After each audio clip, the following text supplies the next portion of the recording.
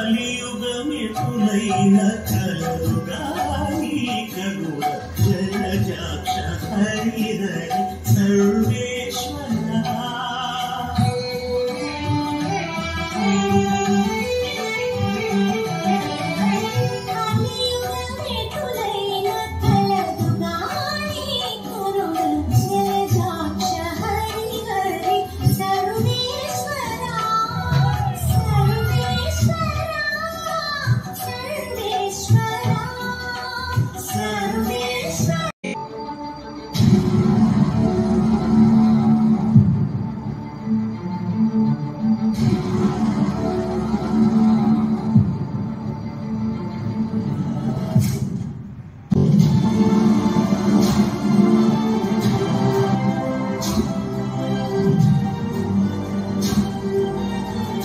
వెళ్ళేటప్పుడు మధ్యలో కపిల తీర్థం అనే ఒక శివాలయం ఇక్కడ ఉంటుంది. అలాగే ఇక్కడ ఒక పెద్ద వాటర్ ఫాల్, తిరుమల కొండల్లోంచి వాటర్ మొత్తం జారి ఇక్కడ ఉన్నటువంటి కోనేరైన కపిల తీర్థంలో అయితే దూకుతుంటుంది. ఇక్కడ చాలా మంది స్నానం కూడా చేస్తూ ఉంటారు.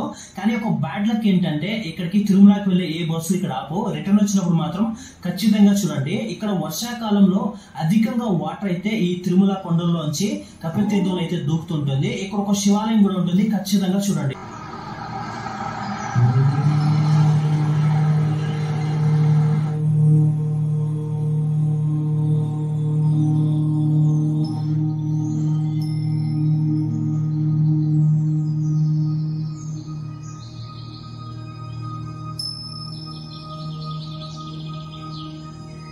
ఇప్పటి వరకు మీరు కపిల తీర్థం ఎలా ఉంటుందో చూసారు కదా. ఇప్పుడు మనం ఇక్కడ నుంచి దగ్గరలో ఉన్న అలిపిరి దగ్గరికి అయితే వెళ్ళిపోదాం.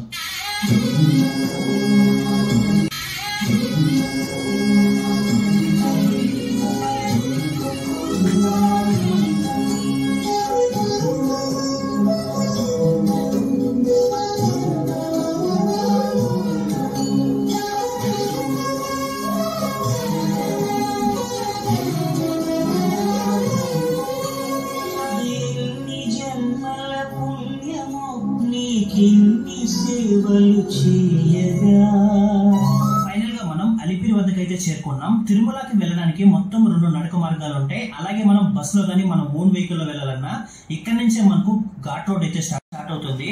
కానీ ఈ మెట్టు మార్గం ఎక్కువగా డిస్టెన్స్ ఉంటుంది, కానీ వెళ్ళడానికి మాత్రం చాలా బాగుంటుంది. తిరుమలకి వెళ్ళడానికి ఇక్కడ నుంచి మనకు టోటల్ స్టెప్స్ వచ్చి 3550 మెట్లు ఉంటాయి. డిస్టెన్స్ మాత్రం 12 కిలోమీటర్లు అయితే ఉంటుంది.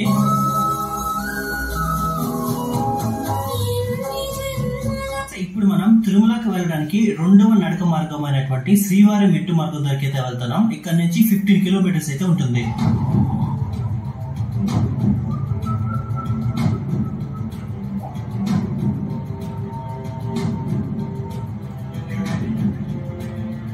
ఇక్కడ ఒక బోర్డు చూడండి, చక్రతీర్థమును దర్శించండి అని. చక్రతీర్థం హిస్టరీ మొత్తం అక్కడ ఎక్స్ప్లెయిన్ చేశారు. అలాగే ఇక్కడ బోర్డు ఉంది చక్రతీర్థం దారని. ఇక్కడ నుంచి కొద్దిగా వాక్ఫుల్ డిస్టెన్స్ లోనే మనకు ఆ చక్రతీర్థం ఉంటుంది. కొద్దిగా లోయలాగా ఉంటుంది. ఈ స్టెప్స్ అన్ని దిగితే మనకు చక్రతీర్థం అయితే వస్తుంది.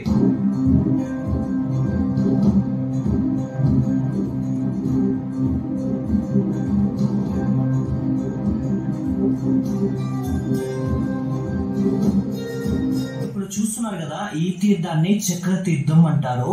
పూర్వం శ్రీమన్నారాయణుడు రాక్షసి బారిన పడినటువంటి తన భక్తుల్ని రక్షించడానికి బయలుదేరి ఆ రాక్షసుని తన సుదర్శన చక్రంతో సంహరించిన తర్వాత తన సుదర్శన చక్రాన్ని ఇక్కడ శుభ్రం చేస్తుండగా ఆ సుదర్శన చక్రం చేజారి ఏర్పడినటువంటి తీర్థమే ఈ చక్రతీర్థం అంటారు. యాక్చువల్ గా ఇక్కడ నుంచి కొద్దిగా పైకి వెళ్తే మనకు నేచురల్ గా ఏర్పడినటువంటి కొన్ని శిల్పాలు అయితే ఉంటాయి. చూడడానికి చాలా బాగుంటాయి. ఇక్కడ పక్కనే మనకు ఒక చిన్న టెంపుల్ ఉంటుంది ఈ చక్రతీర్థం దగ్గర. ఈ టెంపుల్ లో మనకు శివాలయం అయితే కనపడుతూ ఉంటుంది.